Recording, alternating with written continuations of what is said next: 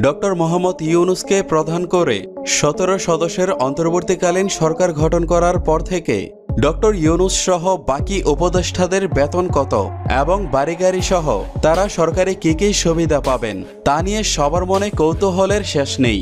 বিভিন্ন সূত্রে জানা যায়, প্রধান উপদেষ্টা ডক্টর ইউনূস প্রধানমন্ত্রীর সমান পদমর্যাদায় দায়িত্ব পালন করবেন এবং প্রধানমন্ত্রীর সমমর্যাদার সুযোগ সুবিধাও পাবেন। একইভাবে মন্ত্রীর সমান মর্যাদায় দায়িত্ব পালন করবেন সকল উপদেষ্টারা। অতএব মন্ত্রীদের মতো সকল সুযোগ সুবিধাও পাবেন উপদেষ্টারা। সংবিধান অনুযায়ী প্রধানমন্ত্রী ও মন্ত্রীরা গাড়ি বাড়ি চিকিৎসা খরচ সহ অন্তত ১৩ ধরনের সুযোগ সুবিধা পেয়ে থাকেন। তো জেনে নেওয়া যাক কে কী সুবিধা পাবে বিস্তারিত। প্রথমেই জানব প্রধান উপদেষ্টা ডক্টর ইউনূসের বেতন ও সুযোগ সুবিধা। বাংলাদেশের প্রধানমন্ত্রীর বেতন মাসে ১,১৫,০০০ টাকা।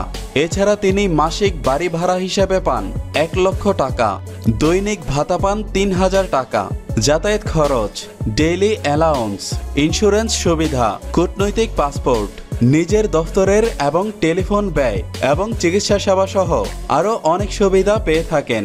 বর্তমান প্রধান উপদেষ্টা ডক্টর ইউনূস এই সবগুলো সুবিধাই পাবেন এবং এসব খরচ পুরোটাই দেবে রাষ্ট্র। বাংলাদেশের প্রধানমন্ত্রী একটি সরকারি বাসভবন পেয়ে থাকেন, তবে কেউ চাইলে নিজের বাড়িতে অথবা অন্য কোথাও বাড়ি ভাড়া নিয়েও থাকতে পারবেন। সেক্ষেত্রে সেই বাড়িও সরকারি টাকায় অত্যাধুনিক বিলাসবহুল করে সাজিয়ে দেওয়া হবে। আর বাড়ির নিরাপত্তায় থাকেন স্পেশাল ফোর্সের সদস্যরা। বর্তমান প্রধান উপদেষ্টা ডক্টর ইউনূস একই সুবিধা পাবেন। আমাকে স্যার হওয়ার দরকার নেই, স্যার বলারও দরকার নেই। আমি আপনাদের সন্তান হিসেবে এখানে এসেছি, আমি জনগণের পক্ষ থেকে এসেছি। আসিফ মাহমুদ, নাহিদ ইসলাম এবং আসিফ নজরুলের মতো ১৬ জন উপদেষ্টাদের সরকারি বেতন এবং সুযোগ সুবিধা কি কি? একজন পূর্ণমন্ত্রীর মাসিক বেতন ১,০৫,০০০ টাকা। সে হিসেবে বর্তমান সকল উপদেষ্টারাও সমপরিমাণ বেতন পাবেন। দায়িত্বে আসার পর সব মন্ত্রীকেই সরকারি ব্যয়ে একটি সুসজ্জিত বাসভবন দেওয়া হয়। তবে মন্ত্রী যদি সরকারি বাড়িতে না থেকে নিজ বাড়ি অথবা ভাড়া বাড়িতে থাকতে চান, সেক্ষেত্রে আলাদা বাসা ভাড়া দেওয়া হয়। সরকার থেকে বাসা ভাড়া হিসেবে দেওয়া হয় ৮০,০০০ টাকা। এছাড়া নিজ বাড়ি অথবা ভাড়া বাড়িতে থাকলে সেটি রক্ষণাবেক্ষণের জন্যও ৩ মাসের বাড়ি ভাড়ার সমপরিমাণ টাকা দেওয়া হয়। বাড়িকে প্রতি বছর সাজসজ্জা করার জন্য প্রতি বছর ৫ লক্ষ টাকা পান একজন মন্ত্রী। সে হিসেবে এই ১৬ জন উপদেষ্টারাও একই সুযোগ সুবিধা পাবেন। আপ্যায়ন ভাতা। মন্ত্রীদের দফতরে দেশি বিদেশি অনেকেই আসেন সাক্ষাৎ করতে।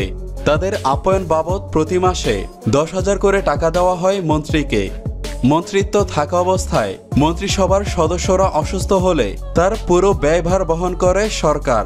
এক্ষেত্রে বলা আছে চিকিৎসা খরচ সীমাহীন, তবে খরচের ভাউচার মন্ত্রী পরিষদ বিভাগে জমা দিতে হবে। এই একই সুযোগ সুবিধা এখন উপদেষ্টারা পাবেন। একজন মন্ত্রী সরকারি খরচে একটি গাড়িও পেয়ে থাকেন। সেই গাড়িতে জ্বালানি বাবদ দৈনিক ১৮ লিটার জ্বালানি তেলের সমপরিমাণ অর্থ দেওয়া হয়। এছাড়া প্রতিটি মন্ত্রী একটি করে মোবাইল ফোনও পেয়ে থাকে। মন্ত্রী দেশের ভেতর কোথাও ভ্রমণে গেলে দৈনিক ভাতা পান ২,০০০ করে। এখন উপদেষ্টারাও একই সুযোগ সুবিধা পাবেন।